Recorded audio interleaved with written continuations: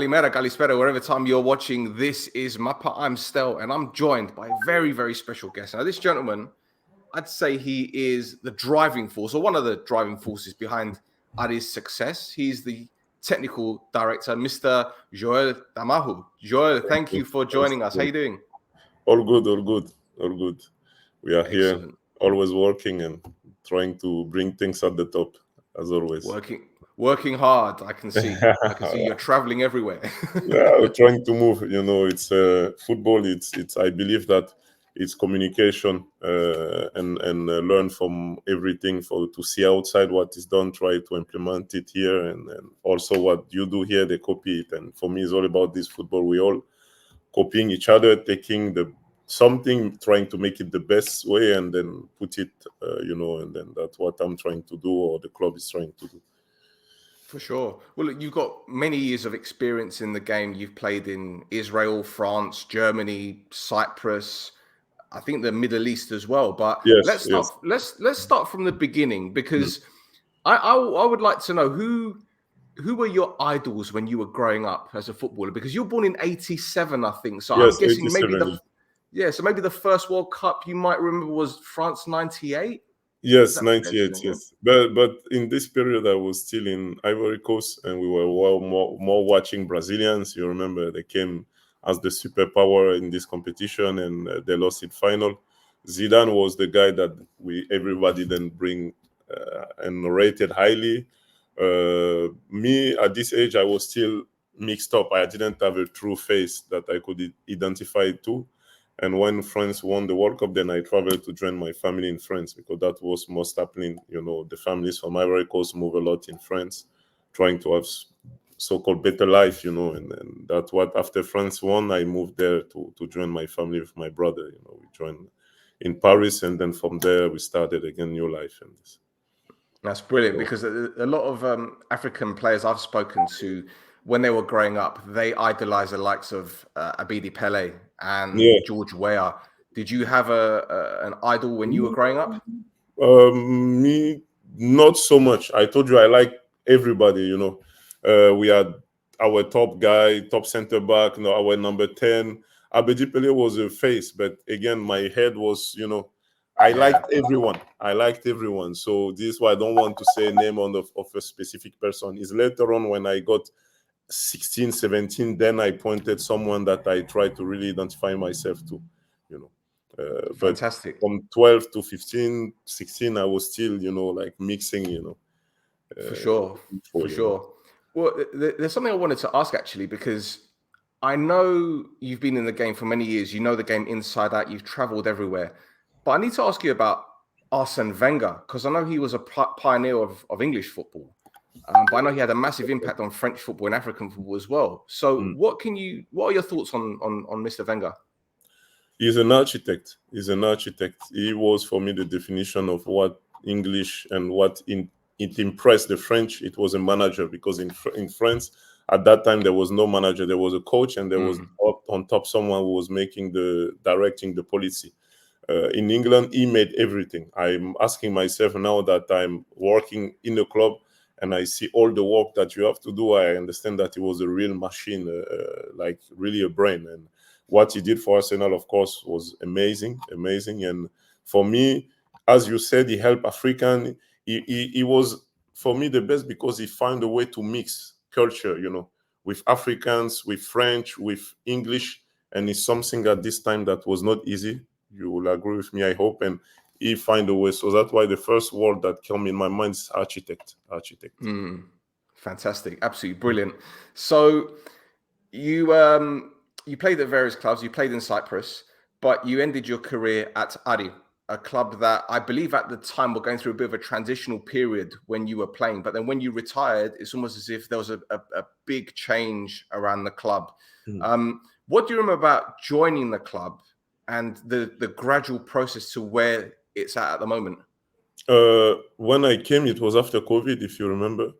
There was already, before COVID, trying to sign me, but it was hard. I was in another club, and with COVID, all the contract, everything, we start from zero. They proposed me a project, Yasos Luka with Kostas Isandrou. They proposed me a project, and I agreed to it, because after COVID, I had to play. We had to, come back again on the game. And for me, it was not about money. It was about, first of all, the envy to play, to be back in Cyprus. And the project of Aris was stable because they told me the player they had, Delmiro, Lenos. I mean, they had already a strong group. So it was an easy decision to come. When I came after a few weeks, unfortunately, the president died.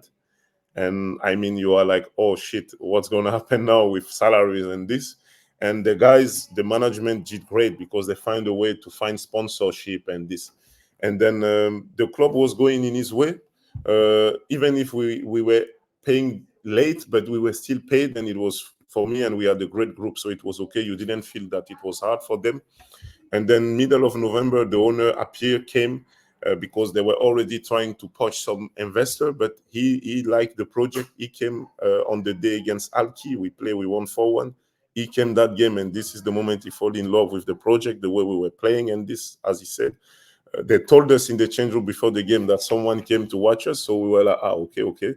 And then this game, we all killed it, and he liked it. And then the story started from there, It's an incredible journey for the club for sure. And, winning the title last season, the first title in 93, 94 years, however long the club has been in existence. But for you to be part of the club as a player and then as an executive director, what was that like for you, retiring and then going into the operational side of football? Were you prepared for that? I can tell you that it was not an easy decision first, because we all love to play. We tried to play until 40, 42. I didn't expect it, to be honest. I was thinking to play last season in Aris and go back to France to make diplomas and play in lower division. And the owner proposed me to stop and help him and help the club to develop itself. I spoke with my family. He gave me 24 hours to take decision. So it went pretty fast. When I did it in the beginning, I will not lie, it was difficult, honestly, to adapt to this life where you train all the time and then you do nothing anymore. You don't sweat, so I found another way to waste my energy. And then to come inside, let's say that if you are not passionate, you cannot deal with it, because when you are a player, people come to you, they need something from you.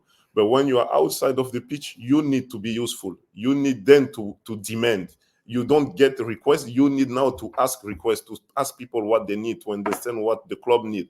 So you need to go to people, and it's a different standard, So I had to adapt to it. I did it easily because in my life, I always had to push for things to get what I wanted. So in that area, it was easier. And then I have to adapt to understand rules, because you need to learn to respect rules now when you are outside of the pitch. There is regulation, there is a law, there is a way to adapt with people, with your co-worker, So this thing, I had to learn to adapt to it. And slowly, the club also had a hard time. You remember the period of January where we won less, and the owner took a big decision. It was to change coach. And that was, for me, the starting point of all this that you see now, because even if many people didn't understand this decision, he's someone with a big vision, and he thought at this time it was the moment to change. And we were together, he discussed, he talked, and then he took the decision to take this coach. For me, this moment then was the big point that brings us to that moment we are now, and we are talking about Aris changing this story, because this coach brought something else to the club, Of course, with my experience, with my vision also, we all work together to make the club be the best. But the starting point actually was this moment when he changed the coach, Well, the thing is, it's funny you mentioned the coaching change, because I remember last season, Aris were going through a difficult period. I think it was 6 or 7 games without a victory. And we were thinking, we know the Cypriot environment in terms of how things are done. Some coaches only get 10 days. We've seen it at other clubs, which I'm not going to mention. But you stuck with Mr. Shpilevsky, and it paid dividends. So it goes to show that the mentality at Aris is completely different to most clubs, if not all the clubs in Cyprus. Again, that's what I want to come back to. The owner again believe, and how we work here is that we believe in stability. And I can tell you that, tell me whatever you want, but if we were getting weak and change coach, we would have never been champion. That's, I'm sure. Because in this period of hard time, the team stick together, to the coach, to the player. Nobody criticized. Nobody start to leak information, and the owner defended the owner. We believe on the coach, and at this moment, this is the moment for me where we became champion, because we stick to the guys, because we are the young team. They learn from those difficult moments, and then slowly, when we won against Apollo in this game, you remember at the last day of the transfer period, because many people push the owner to sign player, agent propose, and we stick. We didn't change nothing, and this moment we pass this level. And unfortunately, that's what I will wish from other clubs here, because I really believe in Cyprus to be in this state of mind sometime in hard time, My next question is about the mentality of Cyprus, and people will argue, and I can kind of see where they're coming from.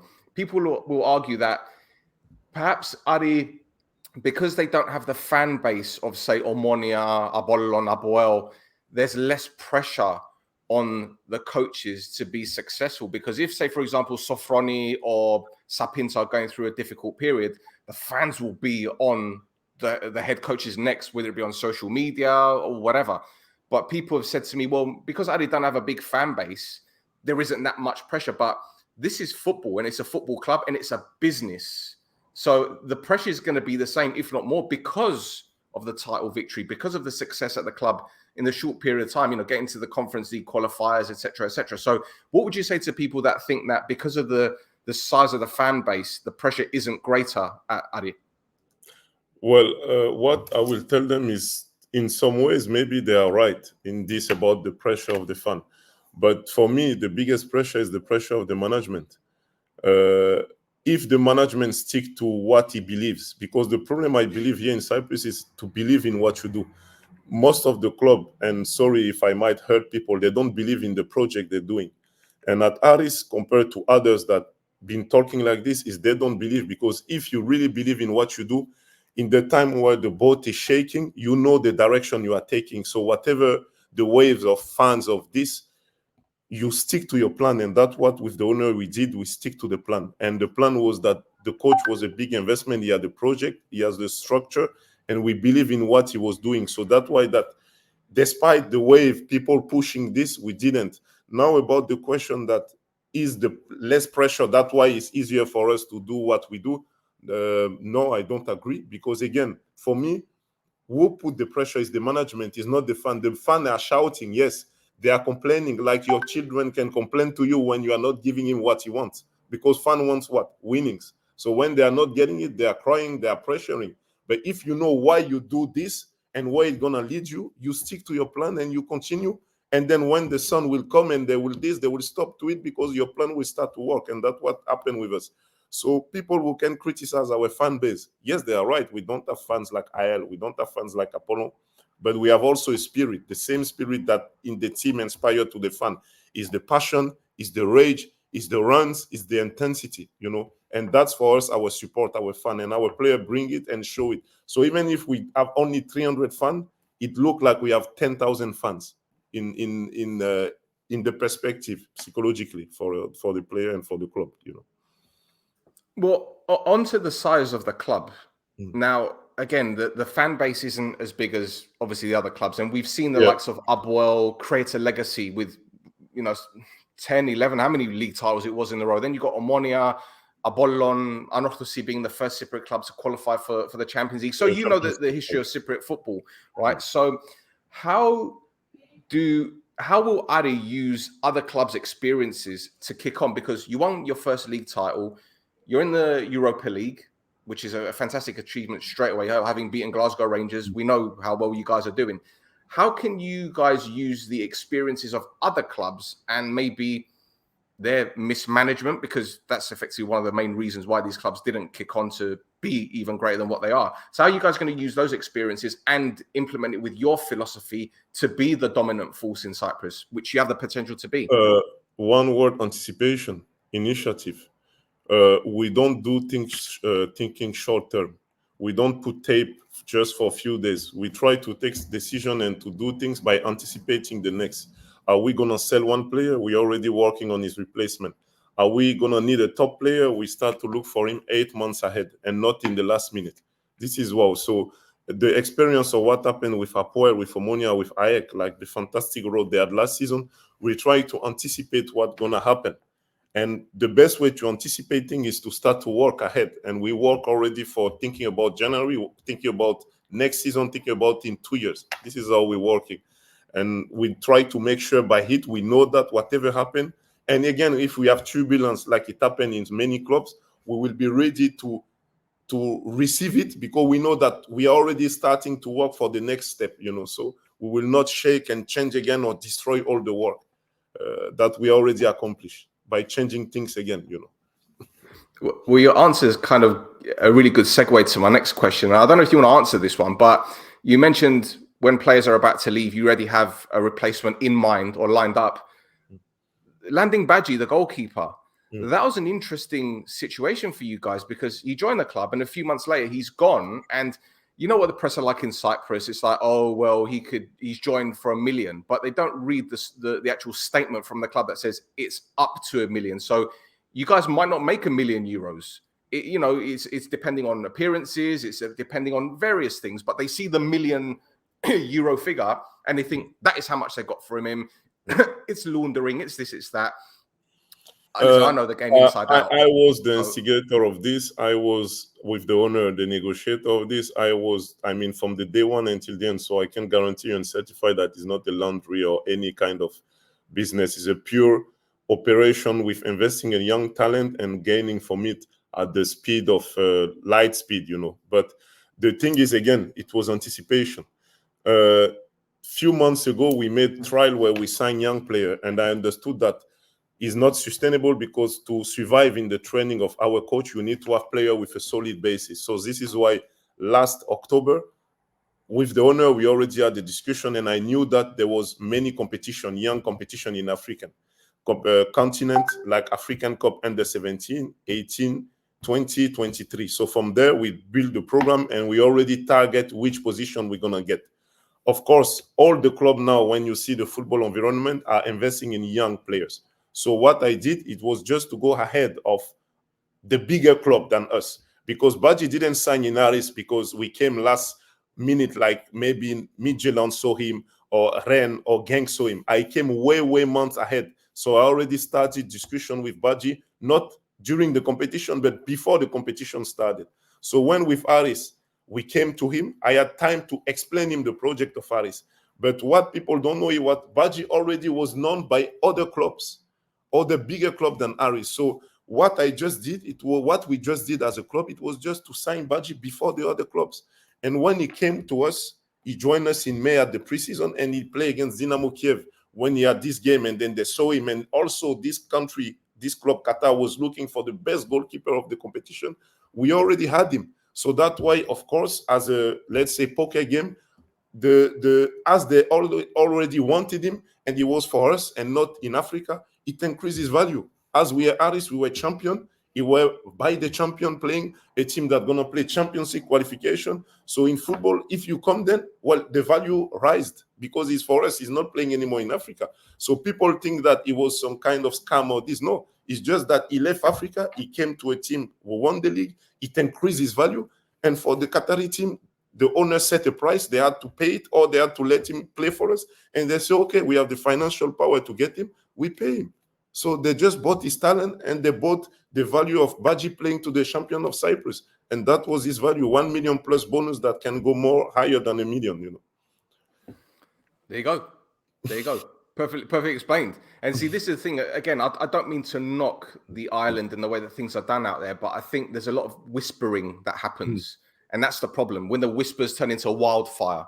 And I'm pretty happy that I want to clear you on that. There is whispering when there is no knowledge. But when there is knowledge and understanding of the institution or the work you do, then you say, okay, they get what they deserve.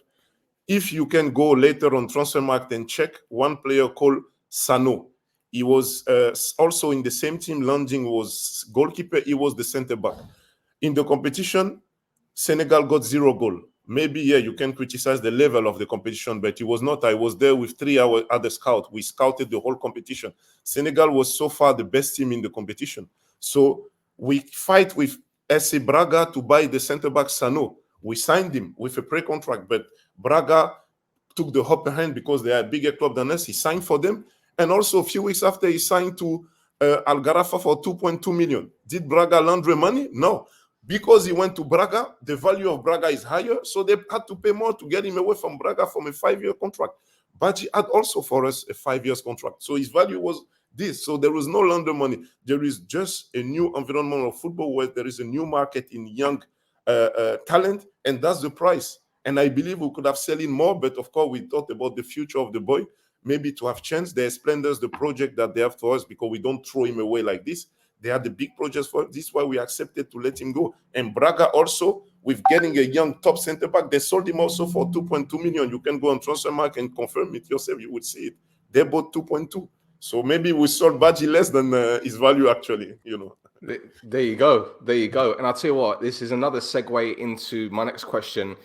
The scouting system that you guys have is incredible, as the proof is in the pudding, as we say in England. You know, Bambika, Musunda, Strutsky, Montnor, so far, even Morgan Brown, my friend, you know. How far do you think these players can go in their careers? Because let's be honest, right? Okay, I know Mayambela is 27 already, at the moment, yes. So he's still got time. You know, Gomis is in his 30s, but Babi and Musunda, those two have a lot of potential. And I'm sure Glasgow Rangers fans won't like me mentioning this, but, you know, their left back, he had twisted blood. Babi absolutely ripped him apart, you know? So obviously they got the potential. So how far do you think they can go? And on top of that, do you think that being a club in Cyprus, it kind of not harms their progress because there aren't that many eyes on Cyprus, but the value, do you think you guys will get bullied out of selling these players for a lower value than what they're worth? First of all, it comes to Cyprus, as you pointed, to be here for them can be dangerous or not. I will say no, because we have a coach who is very innovative, creative, that push themselves to give their 100%. So I can guarantee you that at Aris, I don't know what is the soup in other clubs, so I don't want to criticize anyone, but in Aris, we are working at the intensity of the big clubs. So you can ask all of them. Morgan, your boy, is working more hard in the training than in the game. So already in this, they are in this high intensity environment. So this for what, when a club come for them, we're asking what we believe is fair because we know that he's working and we will deliver them a player that is already ready to support the European high-level tempo, you know. About the strategy, we know that we're bringing them here with a coach that support the project, so push them to progress. So this is why we believe that they have huge range of improvement space because they have huge potential. You talk about Strutsky, you talk about Babika, you talk about Musonda, but I want to point to another boy, Mamadou Sané, who is even younger with a bigger potential for me also. Strutsky who became now, or we will become soon, a national Polish player. So if you see it, when they come to us, they didn't lose because they became a national team player playing for Aris. They were not before to come. They become while they're at Aris. So we are, I believe, helping the Cypriot country football to progress. We are not harming anyone, you know. I also forgot to mention Bengtson, who's another one that... For me, another... So I forgot, sorry, to reply to one question you spoke about the scouting department. We're trying to have a structure because we believe in structure. We don't believe in a recruiting player on YouTube highlight. What we do inspire other teams. Now, Omonia, I heard, Apoel, Paphos, they all have data analysts. They have a scouting department. This is what we want to do. We don't want to despise or kill the thing. We want to help things to go in the highest level. You talk about my experience. I play in Hungary, Israel, France. Today, those two countries that I want to use as example, go to Transfermarkt and check at what price they are selling now, Israel or Hungary. They are selling at more than million. Israel, last year, they sold one player 7 million to Red Bull Salzburg. Why? When I was playing there at my time, they was not selling. Israel was selling between 0 and 500,000. Now they're selling between 500,000 and 7 million. Why? Because they structure their work. And this is what we're trying to do at Aris. We structure our work, and we hope that other clubs will also structure their work. You know, this is why I set up myself to the UEFA Elite Scout to increase my knowledge and increase my network to know more people, than to have chance to scan much more region that I already know myself. You know, so it's all about educate yourself, and with this education, you can implement it here, like I said. For sure. And, you know, you mentioned your education and having played in various countries. Obviously, these young players that are going to come to Cyprus, different culture, different language.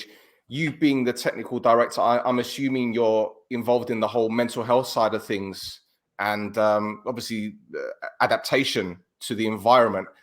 How does your role help these players assimilate, so to speak? There is one thing that because I played years, I started to play 2015.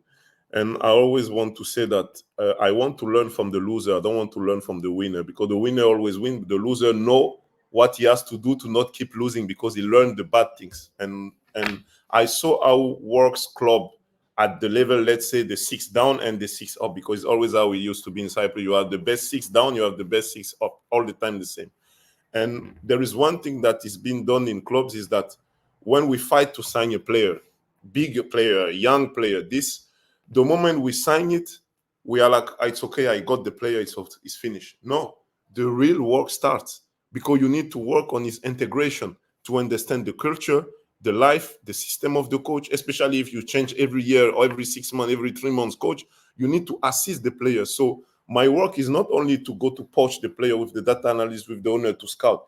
When we get him, that's for me the easy way.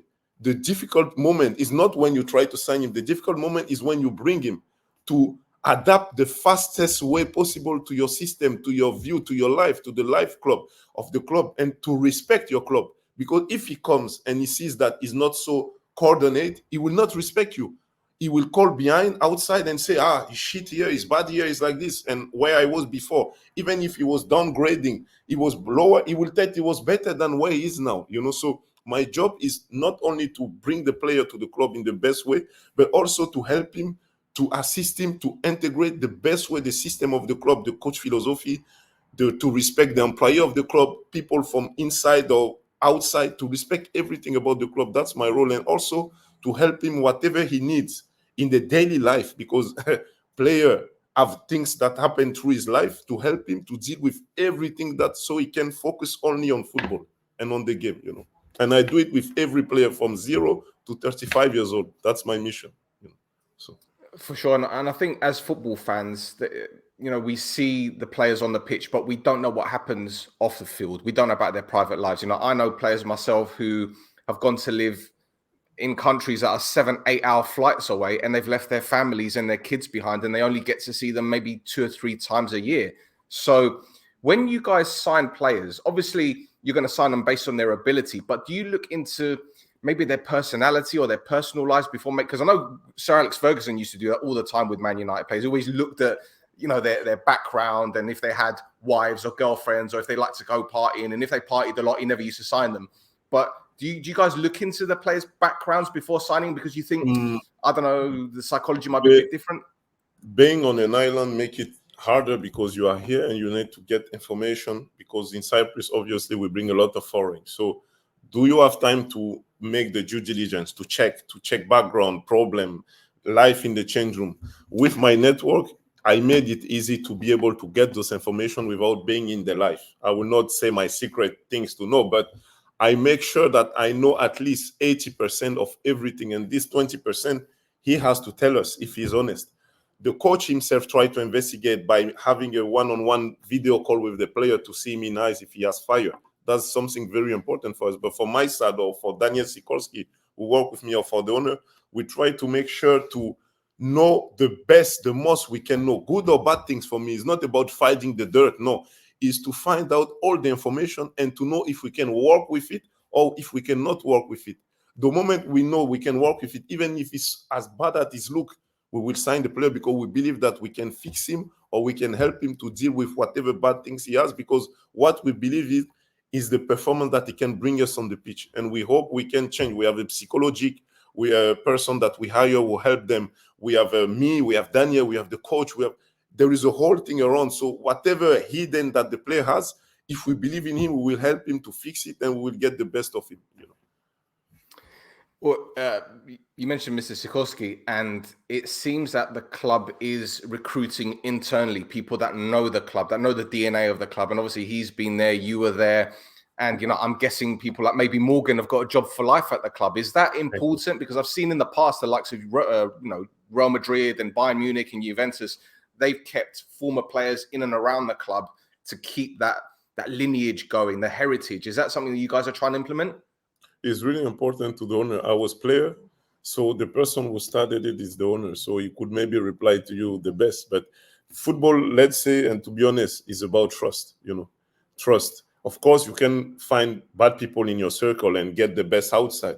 But we believe that as we inspire from club, like you say, Bayern München, Real, Germany, Gladbach, where I played, they also do this. And I believe we discussed with the owner, it's really important to have this, because what is the most important when a new player comes is to see that the club keeps history. When I am a new player, I come in a club and I always see new people all the time. They just come in, going like in a metro station. It's not good. You need to make an effort to keep, at least, even if it's not from the same club, but from the same country, to keep that base. Because when you're going to recruit as a CYPRUS, we always bring foreigner. The people who come need to find people in place, because it will help you to make your institution respectable. And it will push in hard time to believe that good times going to come. If you always have new people, the day that they will shake, the wind will just blow you up, because there is no solid base. And that's what the owner intends to do, is to have a base that whoever come will respect this base and will help this base to always grow and stay and stick to the ground, So this is why for him it's important to have those players, those guys from the team to be implemented, involved in the project. For him, it's vital. It's vital. Oh, absolutely. And if you look at the most successful clubs throughout the world, they don't sell 7, 8 players every summer and recruit 7 or 8 players. They keep a core group of players. Maybe 1 or 2 might leave, 1 or 2 might come in, and you guys have clearly done that this season. And I think that's a testament to the players at the club who are determined and are still hungry to be successful, and obviously the staff. But, at the start of the season, I believe that your main target, or Aris' main target, was to win the league and maybe have a run in the Conference League at a minimum. Now, obviously, things change throughout the year. You've got a good victory last night. You're still in Europe. Has the strategy changed? Or should I say, have the targets changed this season as the season's progressed? The main target is to win the next game. That's the main target. Coach is trying to push the player to give their 100% every day. And if you want to give 100% every day, you must not think about at the end of 31st of May. You need to think about tomorrow. So what we repeat, because I'm myself with the coaching staff, when we do video all the time there, because I help the guys that are new or the guys that don't understand to explain them more. Also, Daniel do it, is to learn to give 100% on the present, because the present will build the future.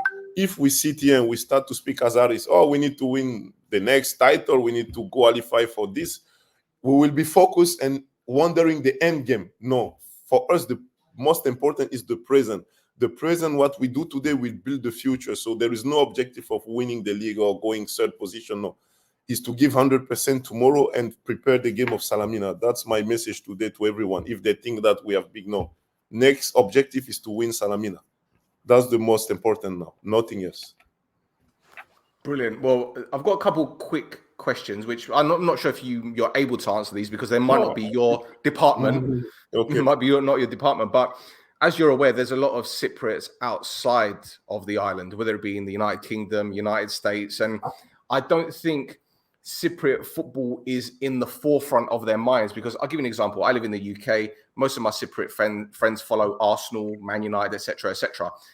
They say they have a Cypriot team, but they don't really keep an eye on their results. So are they looking to get into this environment and say, right, there's a big sport, big Cypriot following throughout the world, in the United States, in Australia? Do you think Ari are going to target new fans from those regions, so to speak? That's an answer for our marketing department. I try to be involved, but I'll try to let them do the thing. Each one here at his position, and you need to respect it. We are always aiming to attract fans from everywhere. The guys been trying to bring fans from Russia, from everywhere, Ukraine, from America. After is not easy, let's be honest. And what can drive them to come is our result. So this is why the strategy they're doing, or what they're doing, the objective is to attract as much as possible from everywhere. But what they do, the process to make it happen, I don't really know. So I don't want to say things by mistake, But yes, we want, of course, to attract from everywhere. That's the main objective, because, we're fighting here with Apoel Lael is not easy, you know. So abroad, we're trying to attract as much as possible. Yes. Of course. And the other question, it's all linked. I'll piece these together. Yeah, I see. So You prepare it. That's good. there's been a criticism of Ari in terms of the lack of Cypriot players being played in the first team. And I think that's a criticism for most Cypriot clubs anyway. So I think it's a little bit, I think people are nitpicking a little bit. But what can you tell us about the academy system of Ari? And on top of that, leading back to the previous question, as you know, lots of Cypriot players. We've got a lot of Cypriot youngsters playing football in the UK. We've got players at academies in Brighton, Arsenal, even West Ham. So is there a chance that perhaps there will be a possible connection with Cypriot clubs or grassroots clubs in the UK with Ari? Yes, the guys the owner appointed someone to take care of the grassroots and this structure to attract, to bring them as much as possible.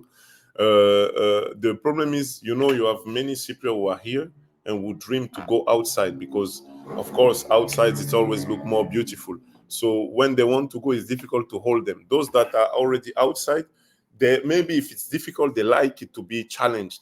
So to come back is very difficult. For me, for the first team, because I will talk for my area, our area, is we try to convince players that played abroad, like in Atletico Madrid Bay, you know, Costis, or in bigger club to come to join it because we believe they have the level to survive in our level here.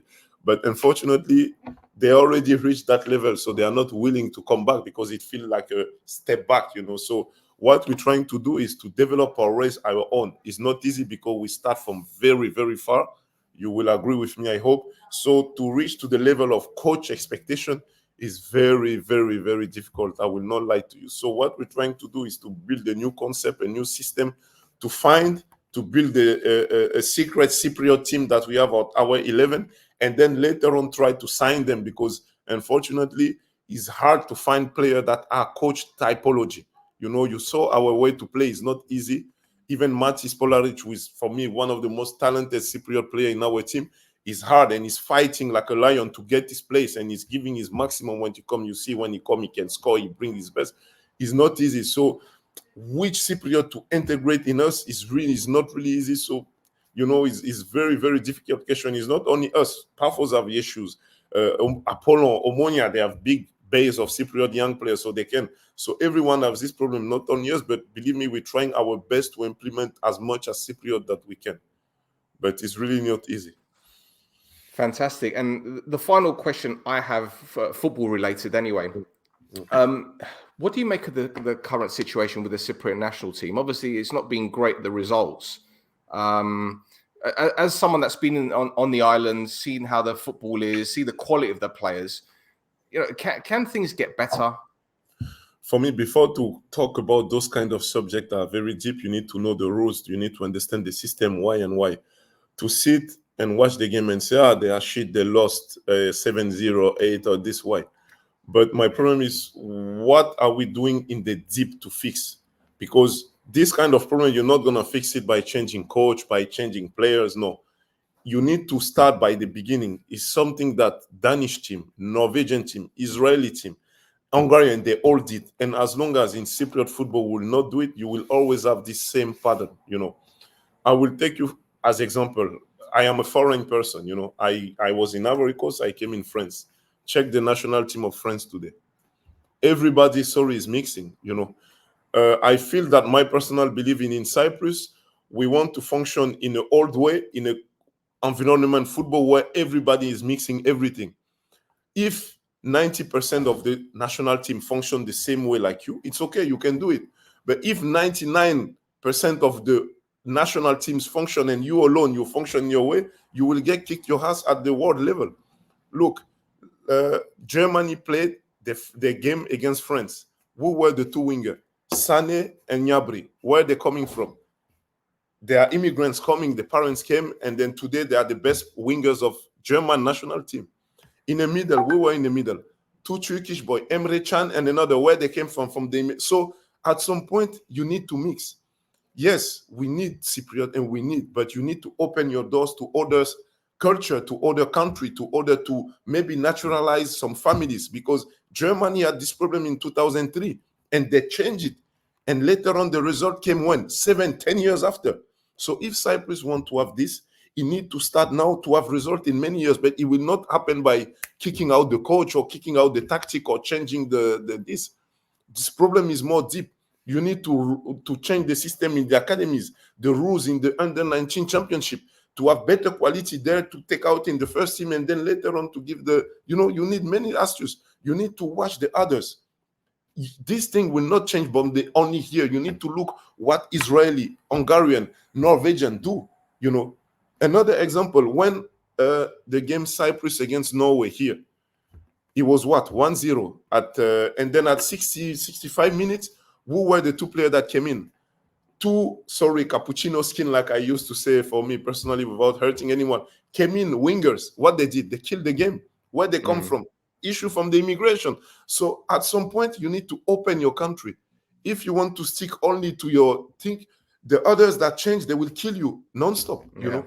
So we need to change the regulation in the academies in order to improve the level, and then later on have the best Cypriot player with the national team. Maybe it will be black, maybe it will be mixed, but it will increase your level, you know. For sure. Absolutely. Fantastic answer. Brilliant. Well, my final question, and thank you for joining me, Joel. I really appreciate it, mate. It's an absolute pleasure, and hopefully we can do this again. But what is next for Mr. Damahou? What's next? Are you going to be the technical director for Côte d'Ivoire, maybe? Ivory Coast gave me everything. I came in France when I was 13 years old, so I had already a base from Ivory Coast, and I will be proud. Now I'm in a project with Aris Limassol, and I hope it's gonna last the longest possible. Even if football, there is waves, is football, but I'm working now here, and I'm giving my 100%. If something else come, and the owner think my time has to end, that's football. But as long as I'm here, I will give my everything. And of course, my dream later. I'm 36. I started still young. These things. Still young. There is still a lot of time, but I want to bring Aris to the top. And if it has to be somewhere else after, then why not? But what I want is to build something stable that when you leave or when you go to the next, you turn behind and you say, this is a project and it lasts for many, many years. And what you did here, you bring it in the next place, not to change or not to forget what you did. And that's why for me, it's really important that whatever we do here, the coach, the owner, the things, the next step for us is to be based on this. And then if we go somewhere else, to continue to bring this machine there again, to build the same way and make again the best. For me, that's the most important, the legacy, you know. Legacy is really important. Fantastic. That is incredible. And thank you for joining me. And thank you, everyone, for watching. We'll be back very soon. Don't forget to give us a follow on Twitter @ThisIsMappa and on Instagram.